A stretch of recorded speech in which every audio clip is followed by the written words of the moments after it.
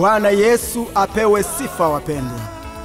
Bishop wa kanisa la Alive in Christ Ministry Komarok, Dr. Solomon Mumo Moto, na viongozi wote pamoja na AICM Faraja Kwaya Komarok wanayo furaha kuwakaribisha ndugu, jamaa na marafiki kwenye uzinduzi wa albamu yao mpya iitwayo Hati ya Mashtaka Imelipwa.